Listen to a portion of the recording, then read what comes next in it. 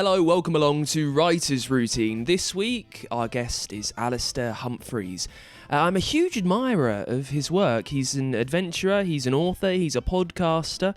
He's managed to do these incredible feats of endurance and then write them up into engaging, authentic books. We talk about one of his most recent ones, My Midsummer Morning, and why for it he decided to busk through Spain with no money, armed only with a violin and very limited musical talent. You can also hear about the bizarre places that he goes to edit, and why he hates writing books, but also why he keeps coming back. I love the freedom of being my own boss. I love the freedom in the morning of just walking out to my shed and sitting here and thinking, right, today I'm going to get on with whatever, rather than all the other things that real life holds for a lot of people. And then I love the creative freedom that writing books gives me to be able to think of my ideas and conjure them up into books the way that I want to. And increasingly these days I'm moving towards self-publishing my books rather than going with some of my traditional publishers. So that then gives me even more creative freedom to just do things the way that I want to do. It's all on the way with Alastair Humphreys in this week's Writer's Routine.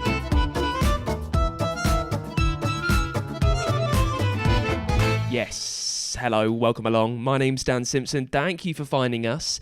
This is Writer's Routine, where we chat to some of the world's most successful and interesting authors, and we see how they got the books from their head down onto the page, and how they planned their day and their week and their year to do just that. Now this week, our guest kind of goes one step further. He has the idea, then he goes out and he does it, often quite ridiculously and extraordinarily, and then he comes back and he tells the story. Now, I was first made aware of Alastair Humphreys maybe earlier on this year. Certainly when I got really into his work. I've been on a bit of an adventure hype through 2020. I guess because of lockdown, it's made me want to plan ridiculous things that I can do when we can actually go out whenever we want. And that led me to his podcast called Living Adventurously, which is little things that you can do every day to just live life a bit more adventurously. Clues in the name. And then that led me to his feats and his books. Listen to this. Here are just some of the adventures that he's embarked on through the years. He cycled around the world, rode across the Atlantic. He ran the Marathon des Sables, which is a marathon across the Sahara. I'm always confused whether I've said that right. Also, he walked the ring of the M25, which I think I enjoy the most.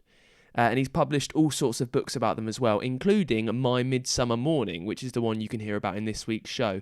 He'll tell us how that was inspired by Laurie Lee, also how he unpacks a huge adventure into a book without it getting repetitive and boring. You can hear how colour coding and getting old-fashioned helps him out with that as well. And also how he reminds himself that just maybe not everyone knows what it's like to put up a tent in the Siberian desert. So that's on the way. We start, as we always do, with Alastair Humphreys this week, with what he sees around him in the place where he sits down to write.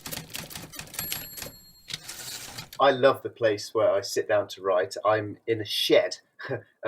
When I wrote a book a few years ago called Microadventures, and I'd hoped to spend the royalties of it on a red Ferrari and a Hollywood mansion, but instead, unfortunately, my advance wasn't quite that big, so instead I spent it on a shed, which is where I work now. And it's cool. I really like it. It's got, the walls are wallpapered with the Ordnance Survey maps that I used for the adventures I did in the writing of that book.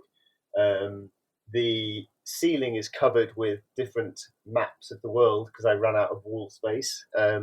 One whole wall behind me is my bookshelves, which every so often when I'm procrastinating writing, I decide to tidy them up. So occasionally they get sorted out into categories of adventure, poetry, how to write kind of books. But as I take them off and use them and jumble them around, it tends to turn into a total chaos. Then I've got an enormous, ridiculous green leather armchair. I've got no idea where I acquired it from, but it's like some sort of old explorer armchair, which is quite nice to sit in. I've got a globe, which looks very glamorous and expensive, but actually is made of plastic. But when you open it up, it's got whiskey in it. I've got a climbing harness on the hook by the door, because quite often to avoid procrastination, I go and climb a big tree to edit my book. Because once you're up in the tree, you might as well just stay there for an hour or until you need a wee. So I tend to edit my books up in high trees.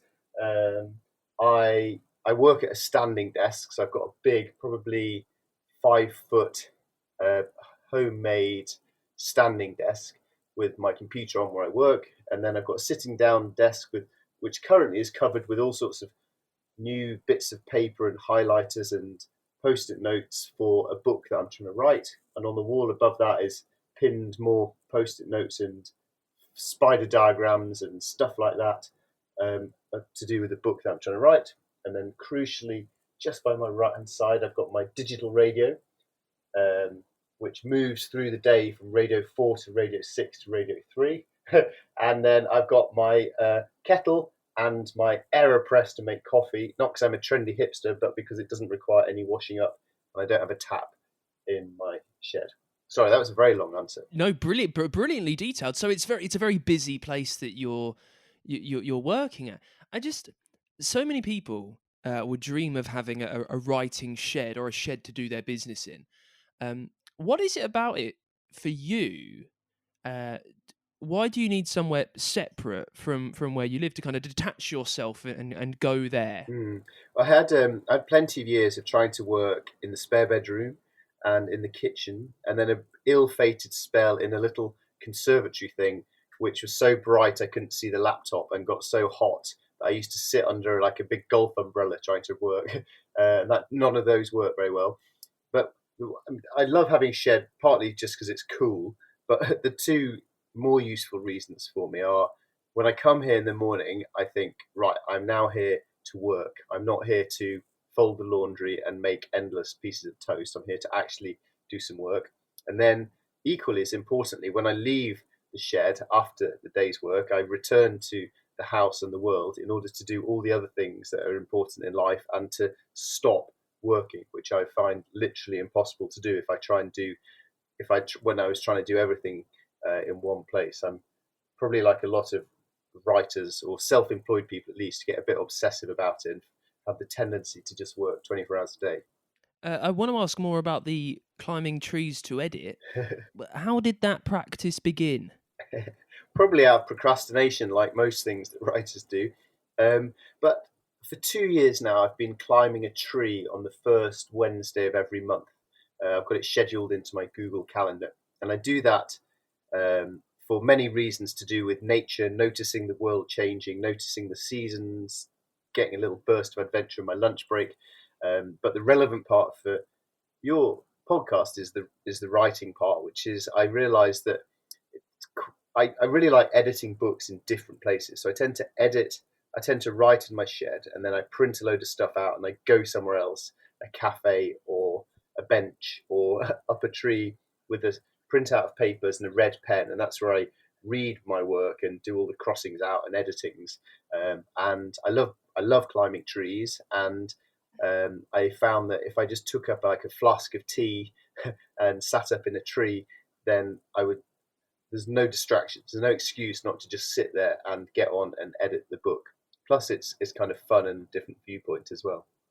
From what we know about you, I doubt it's going to be any tree. I'm expecting a pretty sizable beast. Can you take us through some of the metrics? Well, it's chosen by proximity because it's a lime tree that not overshadows, hangs over my shed. So it's just literally outside the window. So that is the shed. That's the tree that I see throughout the years. The leaves come and go, and the years pass. So yeah, it's just based purely on practicality and a low enough first branch to do that all important pull up into the into the branches. Then you can start climbing. Now, if I were to walk into your very busy writing shed, you've already kind of talked to us about the post-it notes and maybe the newspaper cuttings and maybe some photos of your trips. Would I have a clue to the adventure that you're writing about when you're in the middle of writing it? Would there be quite a lot of clues that would give it away? Um, Yeah, so I've got a good wall full of books, which is years and years of collecting adventure books. So I tend to either biographies or reference books or photography books. And I tend to gather piles of books that are slightly similar and have a connection and a theme, and I tend to pile them up and try and make ways in which I can connect this book to this book and come up with an idea that's my own. So I often make those sort of piles, and then the other clue really would just be huge numbers of post-it notes scattered around. That they seem to be the way that I rule my life. But actually, beyond that, probably not that many clues. Most of the actual I tend to take notes on my phone just when I'm out and about, and I tend to take notes in a paper diary when I'm out and about. But all of that gets collated onto my computer. So pretty much all of the actual rough work and proper work is on the computer. I get up at 6 and I go to the gym, get back from the gym at 8, and then do all the taking of kids to school craziness till just after 9. Then I get to my shed, and I always turn the plugs off on my shed the night before, so that when I turn them on, the radio starts and the kettle is filled and heating up instantly. I'm a big fan of habit calendars. You know, those sort of grids you get when you have to put an X every time you do a task. And for me, I have a habit calendar on my wall that I have to do 1,000 words writing every day, and I've got another one that I have to do a bunch of pull-ups. So I go do some pull-ups on the tree outside my shed. Then I will have some coffee. I'll try and resist the temptations of the easy, lazy temptations of email and social media, and commit to just getting on to blast out my 1,000 rubbish words for the day, which, in fairness, if I don't faff around, I can usually blast out before lunchtime, make some lunch, and then I tend to do the less brainy parts of the day, like email and all the other stuff that I've got going on in my life. And I even occasionally would do a tax return or something to get out of actually having to write a book. I hate writing books. I like having written them, but I absolutely hate writing them. I like editing them, but I hate writing books. I don't know why I keep doing it. What for you? What's the toughest part? What really makes you detest it? Oh, it's just it's so hard. It takes so long, and there's so many options that are more pleasant to do in the moment than grind some thoughts out of your head into text.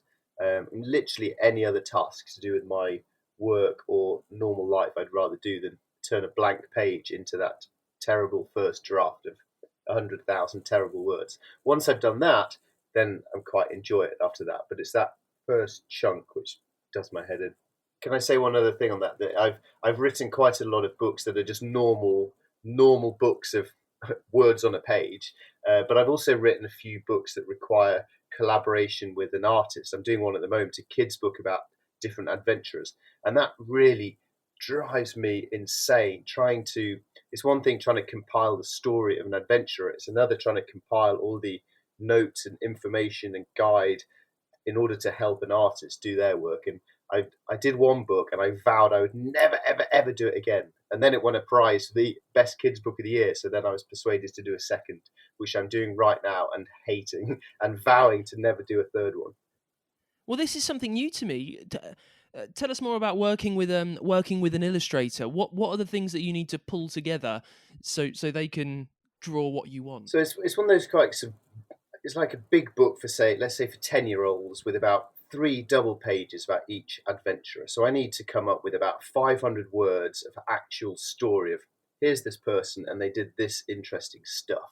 And then I need to think of all the things that would be interesting for the illustrator to draw. So perhaps the kit that this explorer wore when they went on their adventure, or an infographic of how high this mountain is compared to that mountain, and or some witty anecdotes that we might turn into a cartoon strip. So there's lots of things that are making me veer to needing a more artistic mind than I naturally have, and I struggle a bit with the chicken and egg thing of, the artist doesn't know what to draw until I tell them, and I can't tell the artist because he's meant to be the expert at the art.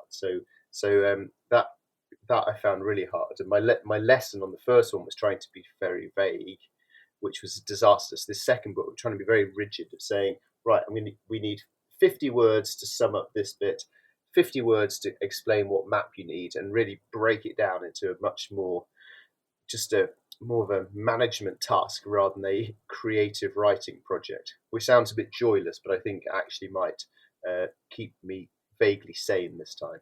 So if you hate it so much, what do you use to keep you engaged in it when you're in that process of trying to fill the blank page? And you've said you're scanning through the radio dial, making yourself a cup of coffee. Uh, are there anything that just helps you keep on going when the words are really struggling to come out? I turn off the internet and I have to forcibly do that. I use the thing called Freedom, um, which is a website just destroys all of my temptation websites. And then I have this a habit calendar I mentioned, which is just a grid of X's up on my wall. And once I start day after day, you don't want to break that chain of X's. So I just grind it on. And also, I mean, my background is in long, arduous, often quite boring expeditions like cycling around the world or rowing across the Atlantic. So I think I've got quite a streak in my life of taking on really long, really boring, really hard, really unrewarding stuff in the vague hope that at some point, if I reach the finish line, that will somehow make me feel happier. Well, I guess two questions stem from this then. Not necessarily about writing. Uh, y- when you're doing these long, tedious, arduous thing, what is it that makes you keep coming back to them? So it's this desire for happiness, but is it as simple as that? Is it just that need for kind of a fulfillment that makes you like? Where's the joy in keeping on, keeping on, keeping on, keeping on, keeping on? One of my friends described my life as banging my head against a brick wall just because it feels really nice when you stop. But okay, but to actually try and answer your question properly, I love books. I think I have to reverse engineer things really. So I really love books. I love the impact that books have had on my life, and I like the thought that maybe my books can have an impact on some people in their life. And I like having written a book and it being out in the world, and I suppose earning some cash from it. So I like all these things. Therefore, you need to work back from that point to at some point accepting sitting down a blank page for a few months of just grinding it out. And I'm willing to pay that price now because I enjoy the processes of editing. I enjoy the collaborating with an editor or the designer or the artist. I enjoy those parts of it. And then I enjoy the book actually coming out. That makes me feel really proud. And so, yeah, I'm willing to go through those hard yards of the early chunk, I suppose, because it feels worth it to me in the long run. There also seems to be somewhat of a confliction between some aspects of what you're doing in that, as an adventurer, it's all about discovering new things, being, I guess, to a degree, spontaneous and doing these things that people haven't done before, that you haven't done before, probably testing yourself. So there's that aspect of it, but then there's this aspect of you that's quite keen for ritual and routine. Crossing off the habits every day, being interested in writing routines as a just as an idea. Um, can you kind of? It might be quite hard. Expand on that if you can. Well, I think people often dream of going on adventures. People dream of cycling to Cape Town to get away from the rat race and the boring constraints of their life.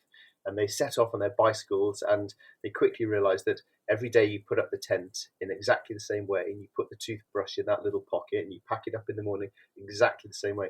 Nothing is more routine or constraining than the glorious freedom of a big adventure. So I think within that paradox is my writing life. Really, there's the constraint, the routine of you just have to sit down and do the work, and then gradually you'll get to the end of it. Also mixed in with the delicious freedom that I have as a writer of not having a boss, being able to skive if I want to and go and do something else. Although actually, I never, ever, ever do that. I've got some sort of ridiculous work ethic guilt. But in theory, I could go and just go to the pub for the afternoon. So I love the freedom of being my own boss. I love the freedom in the morning of just walking out to my shed and sitting here and thinking, right, today I'm going to get on with whatever, rather than all the other things that real life holds for a lot of people. And then I love the creative freedom that writing books gives me to be able to think of my ideas and conjure them up into books the way that I want to. And increasingly these days, I'm moving towards self-publishing my books rather than going with some of my traditional publishers. So that then gives me even more creative freedom to just do things the way that I want to do. And all of those things are wonderful, wonderful privileges to have in life. And the only punishment for that freedom is that you just have to sit down in the morning and write 1,000 words, which isn't really a great hardship in the big scheme of things, is it? Now, before we get back to it with Alastair, just a very quick run through of the ways that you can help us out if you are enjoying the show. If you've learned any tips in like 130 episodes now that has really helped the way that you write, you can follow us on Twitter at WritersPod on there. You can leave us a review if you're listening on Apple. That would really be helpful. It just takes 2 seconds. It helps the people that need the advice of our authors find the help from our authors. If you don't listen on Apple, maybe just tell someone that you know. Share it online, in a book club, in some writing group that you've got. That would be amazing. You can also help out the show with a little bit of cash every month. Just $1 or so really goes a long way. You can get merch with it as well. You've even got the chance for your book to sponsor an episode of the pod. So maybe if your book launch has been slightly dampened, like everything else in 2020, let us help you. We can give it a good old plug on the pod. To make it happen, just support us with $1 or so every month. It's not a lot, just a coffee or a pint, whatever your tipple is. If you can pledge that every month, it would be amazing. It goes a long way. I would really appreciate it. You can help us out and support over at patreon.com/writersroutine.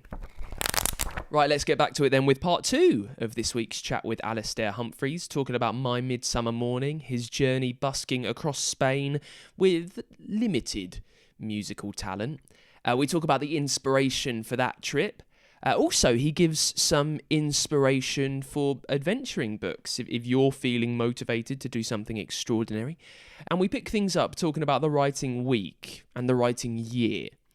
Alastair is a man that lives by some routine, as you've heard, and he wants to get things done. He wants to be productive.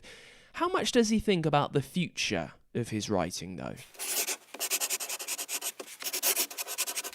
My challenge for most years has been to get to do one book a year. That's been my thing to do. But I do a lot of other things as well as actually writing. I give talks, speaking work, I make some films, I do a podcast. So it's not fully on that. But my personal challenge to myself has always been a book a year. I've fallen behind in this year of doom. Yeah, so I try and make myself do a book a year. And in terms of working, I've got 2 kids. I'm the main childcare parent, so my working life runs around school days, which is ridiculously short. If I sprint home from school, I can get home about 9:15 till 2:30 when I go and pick up the kids. So Monday to Friday, miss out half terms, sick days, inset days, and the ludicrously long summer holidays, and that doesn't actually seem to leave that much time to get a book written. It's funny, isn't it, how that school day seems the complete opposite of sprintably short when you're actually there. Listen, I thought now is the kind of part where we break up a book. I think we'll probably do it with My Midsummer Morning, if that's okay. Okay.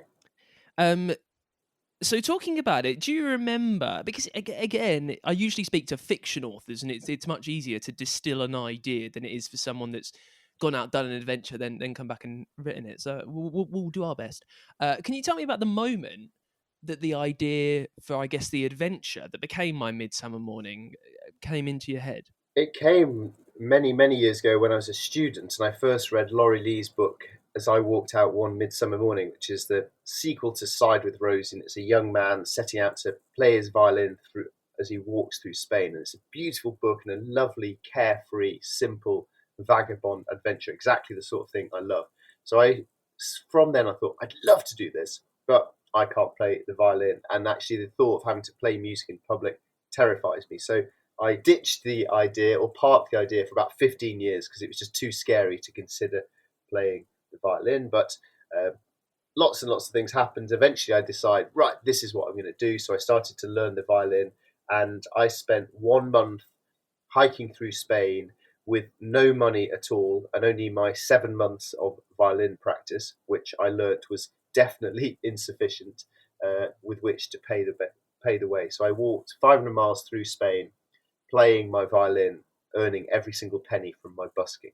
At what point in that adventure are you thinking about it as a story as well? Are you thinking about it as a book that you might end up writing? Well, I've been thinking about turning adventures into books for as long as I've been dreaming of adventures. My adventures began pretty much at the start of university because I loved reading adventure books and I wanted to do adventures, and therefore I thought, wouldn't it be cool if I could be a writer? It seemed very unrealistic but exciting. So the adventure and the story has always been completely linked up in my mind. Um, yeah, so whenever I think of an adventure, I'm also thinking of the writing. But I do always think of the adventure I want to do, and then the book comes, not the other way around. I guess on a practical level, before you're sitting down to write the 100,000 words book, uh, how are you charting your progress on the adventure in a way that will make you able to then write it down?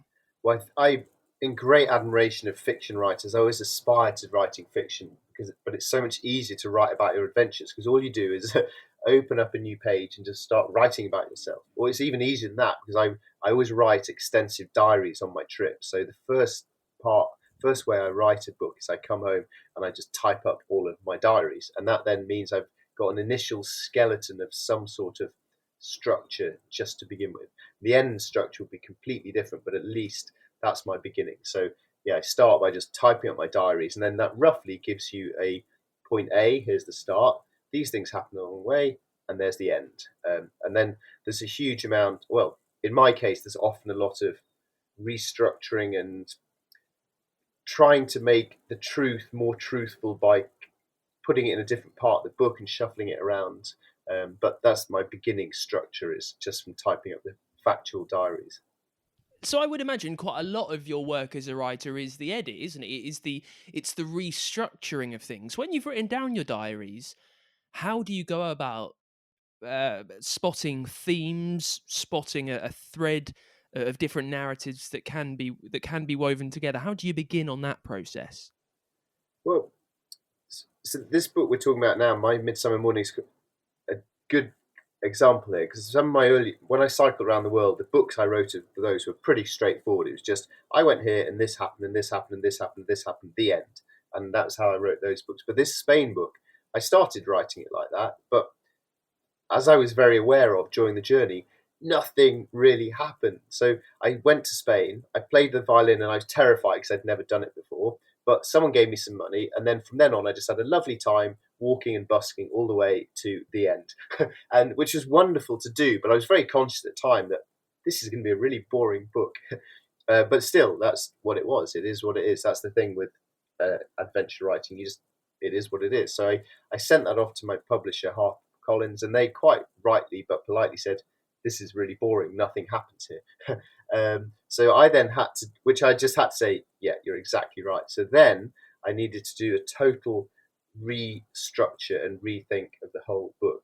And this is a wonderful advantage that writing books has versus making a film, because I'd also filmed the trip, but what you filmed is all you've got. You can juggle it around in the edit, but that is really all you've got. Whereas with the book, I had the fantastic benefit of being able to have not only the chronology of the trip, but also to decide to add in a whole extra structure of book to try and um, make it more interesting. Which in this case was, I decided for the first time to write really honestly about becoming a dad and the struggle I found between being a carefree, selfish adventurer and now a stay-at-home dad. And that sort of struggle of the years of trying to learn to deal with all of that was actually one of the reasons why I'd wanted to do this Spain book in the first place. But I hadn't written all that because that kind of felt like my private life, and all I should really wanted to write at first was the travel narrative. But once that was vetoed as being rubbish, I had to just think, well, actually,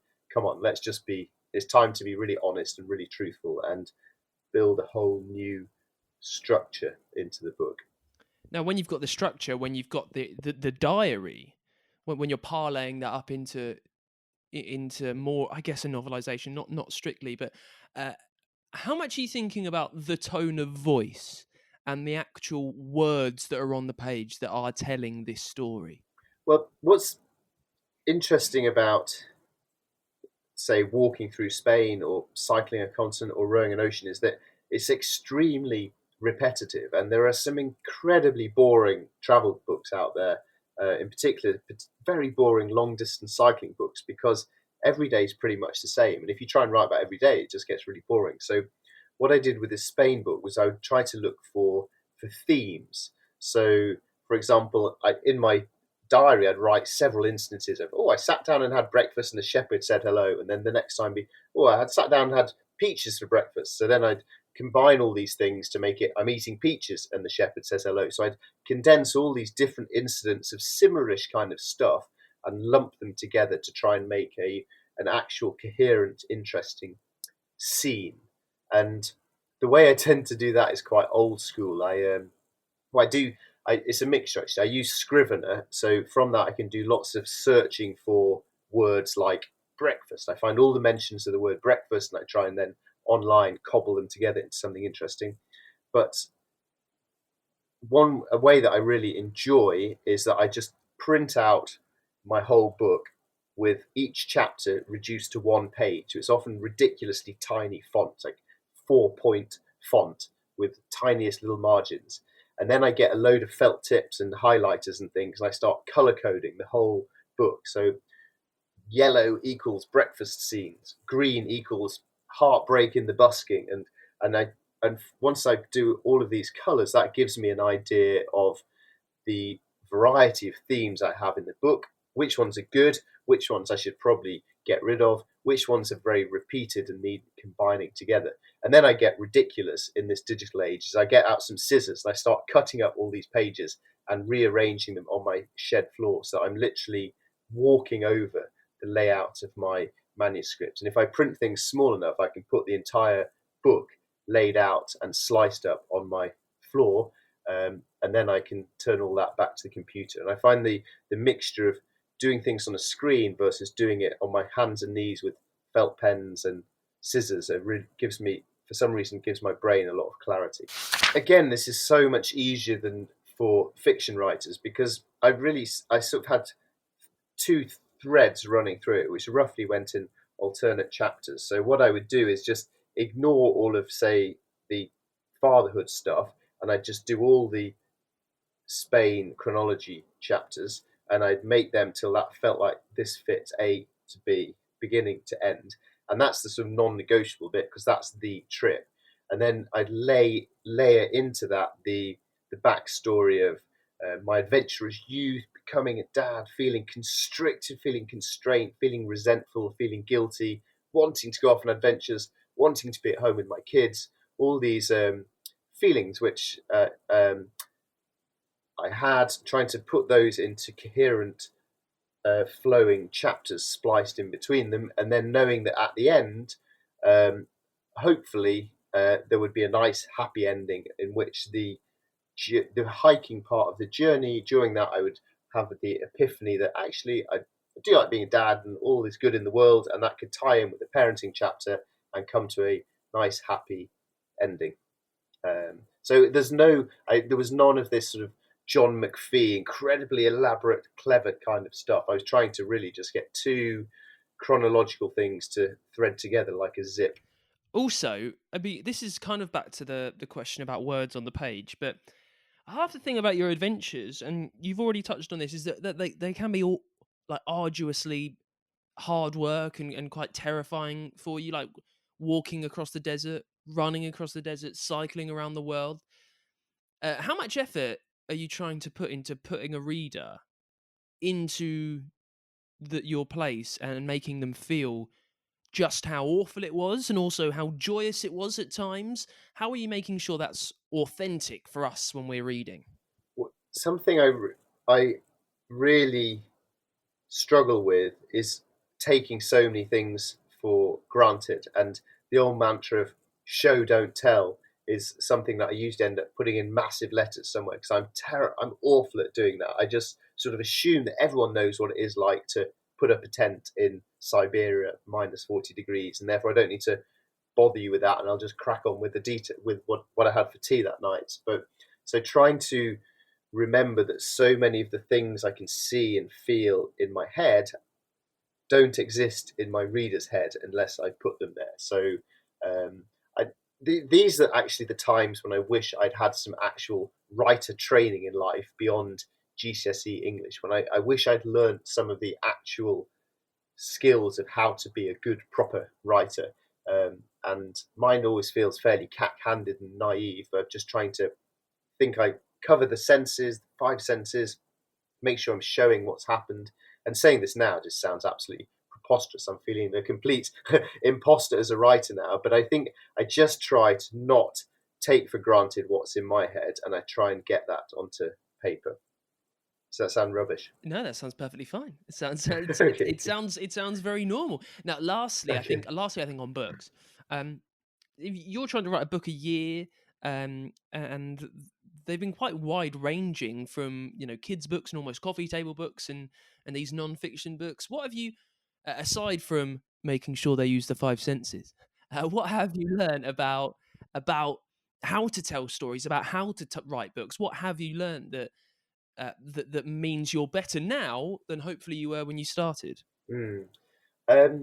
Yeah, I've written a few different styles of books. So I've written a few books that are trying to help a person specifically with an issue in life, whether that's planning small little adventures around daily life, or planning massive adventures when you want to quit your job and head to the world, or just trying to live each day with a bit more curiosity. So there are 3 examples of books I've written where I'm trying to help people. And one of the things that's really helped me improve with that is not just assuming that I know what everyone wants help with, but actually asking. So now I ask so many questions online to my audience. So I, I often, really often, ask little questions on Twitter, which sound a bit innocuous, but are really helping me decide which book to write or which theme to go for. I use Google Forms a lot for getting people to answer questions about stuff and figure out what people need. I probably use spreadsheets more than a lot of writers. I do a lot of spreadsheet things where I search for, I work out which words are most occurring in people's responses and figure out what's important. So I guess I'm trying to drill down to not just answering what I think is interesting, but what is actually interesting and helpful. So that's one side of the books. Then the more sort of storytelling books like the My Midsummer Morning. The way I'm making those better is just by reading a lot more. I've just been years and years of reading and reading and reading helps me become a better writer. So I think that's the only thing I've done on that. And increasingly, actually, now that I've started to self-publish my books, is to be willing to search hard for, and pay whatever it takes in order to get good editors and good people helping with the books. I wrote a book a few years ago about walking across India, and it was a solo walk, it was a solo project, and it was a solo publishing thing. And I took great pride in being the author and the editor and the proofreader, and did everything myself, and no one saw it until the day of publication. And I was so proud of that.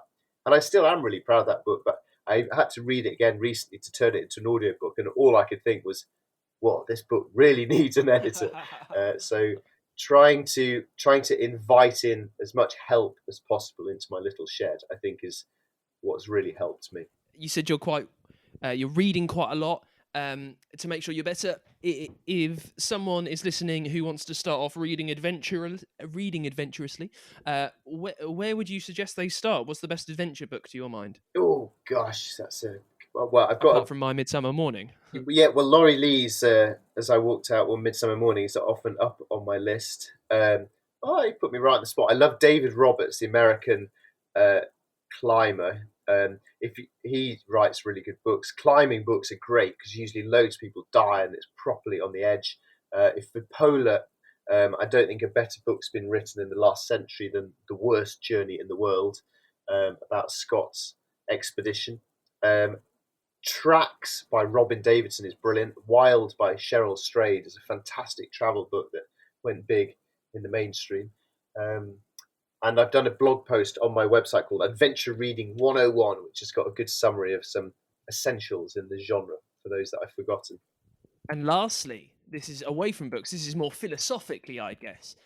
Um, you've been able to do a lot of incredible adventures and then write about them, and now you're always doing something in a novel way, like editing up a tree, or now you want to self-publish everything. Uh, what is in it for you? Why do you keep coming back to it? If there was one reason, one theme for everything that you're doing, this quest, what would you say it is? I think the freedom to make my choices and stand or fall by them. So yeah, I think a lot of it, the travel, the choice of trying to be a writer, it comes down to just wanting to have that freedom, I think. And that is it for this week's Writer's Routine. Thank you so much for listening. Thank you to Alastair Humphreys for coming on the show. He's got loads of books over on his website, which is alastairhumphreys.com, including My Midsummer Morning. You can also listen to his podcast, Living Adventurously. I think he's on series 2 or 3 right now. There are quite a lot of episodes that you can catch up on. They're all excellent. And if you want to get a copy of his book, by the way, it would be really helpful to us if you use the link that you will find in the episode notes wherever you're listening, and over at writersroutine.com as well. Next week, you can hear from the Costa Book Award winner, the Carnegie Medal winner, Sally Gardner. She'll be on chatting about her new magical fantasy adult novel, The Snow Song. That is next week on Writer's Routine. I will see you then. Thanks for listening. Bye.